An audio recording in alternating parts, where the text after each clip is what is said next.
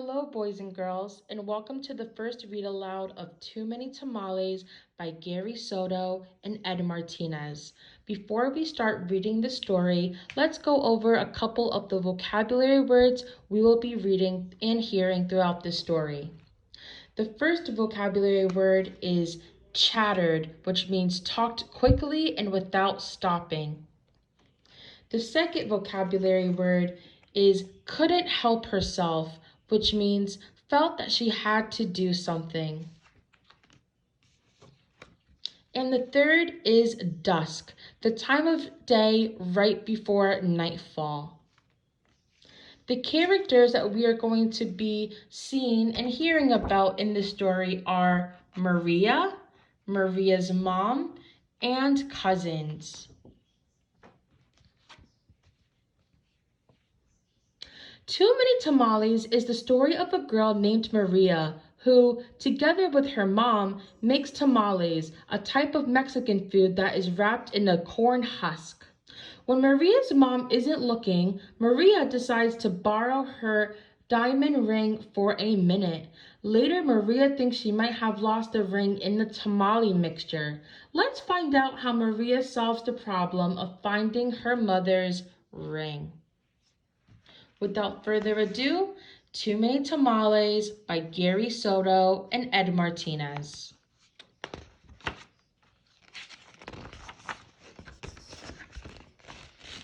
Snow drifted through the streets, and now that it was dusk, Christmas trees glittered in the windows.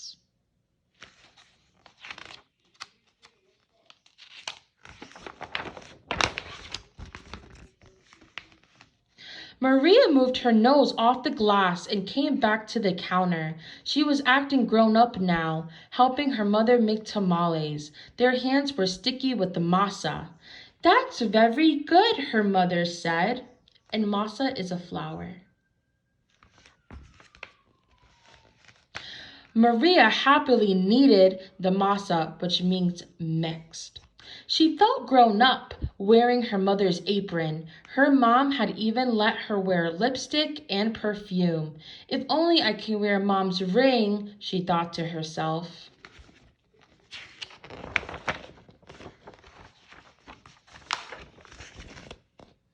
Maria's mother had placed her diamond ring on the kitchen counter. Maria loved that ring. She loved how it sparkled, like their Christmas tree lights. When her mother left the kitchen to answer the telephone, Maria couldn't help herself. She wiped her hands on the apron and looked back at the door.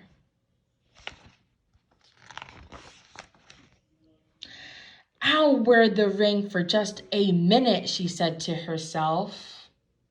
The ring sparkled on her thumb.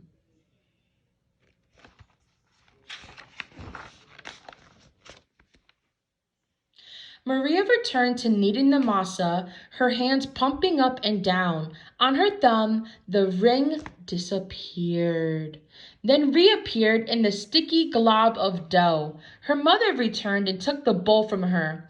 "Go get your father for this part," she said.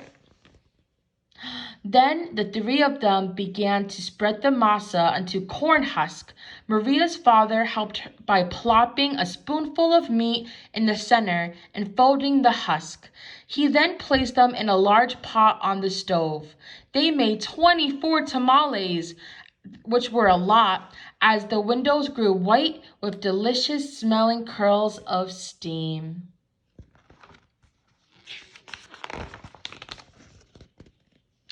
A few hours later, the family came over with armfuls of bright presents. Her grandparents, her uncle and aunt, and her cousins, Dolores, Teresa, and Danny. Maria kissed everyone hello. Then she grabbed Dolores by the arm and took her upstairs to play, with her other cousins tagging along after them.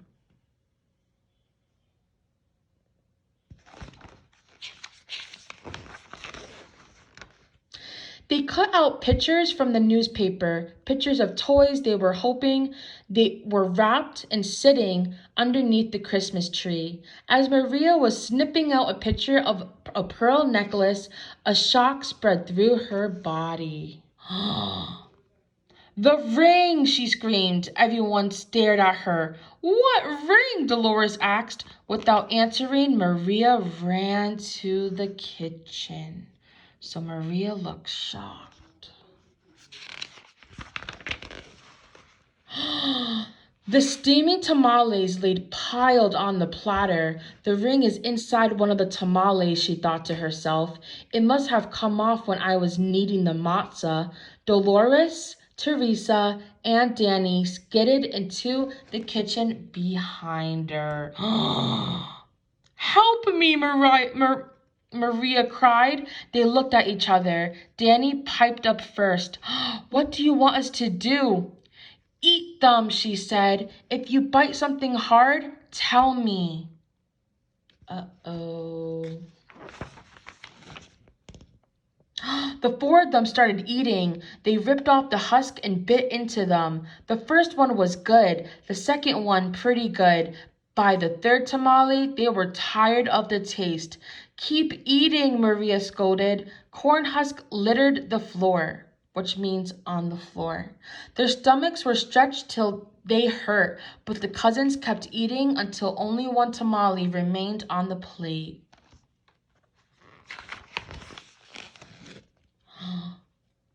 This must be it, she said. The ring must be in that one. We'll each take a bite. You first, Danny.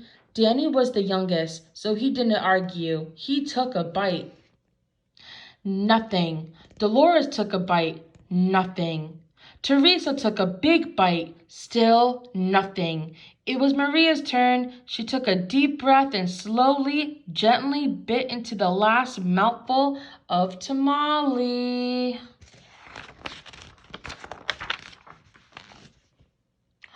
Nothing. Didn't any of you bite something hard? Maria asked. Danny frowned. I think I swallowed something hard, he said. Swallowed it? Maria cried, her eyes big with worry. She looked inside his mouth. Teresa said, I didn't bite into anything hard, but I think I'm sick. She held her stomach with both hands. Maria didn't dare look into Teresa's mouth. She wanted to throw herself on the floor and cry. The ring was now in her cousin's throat, or worse, his belly. How in the world could she tell her mother? But I have to, she thought.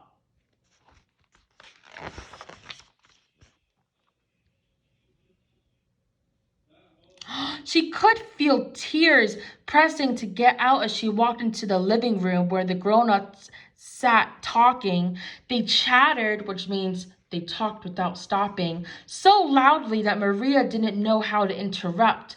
Finally, she tugged on her mother's sleeve.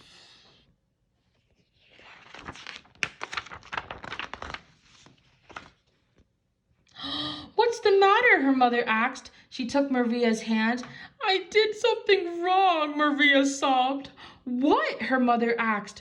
Maria thought about the beautiful ring that was now sitting inside Danny's belly and got ready to confess. Then she gasped. The ring was on her mother's finger, bright as ever. The ring! Maria screamed. Maria's mother scraped off a flake of dried masa. You were playing with it? She said, smiling gently.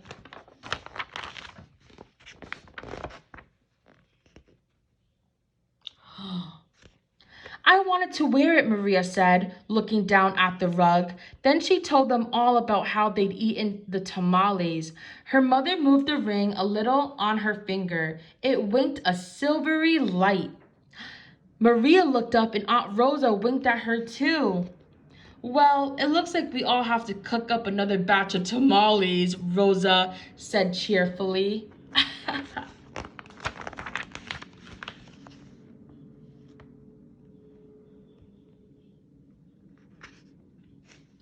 Maria held her stomach as everyone filed into the kitchen, joking and laughing. At first, she felt like crying as she needed a great bowl of masa next to Aunt Rosa. As she pumped her hands up and down, a leftover tear fell from her eyelashes into the bowl and for just a second rested on her finger, sparkling like a jewel. Then Rosa nudged her with her elbow and said, "Hey, Nina, it's not as bad. Everyone knows that the second batch of tamales always tastes better than the first, right?" When Dolores, Teresa, and Danny heard that from the other side of the room, they let off a groan the size of 24 tamales. Then Maria couldn't help herself. She laughed, and pretty soon everyone else was laughing, including her mother. And when Maria put her hands back into the bowl of masa, the leftover tear was gone. The end. Too many tamales.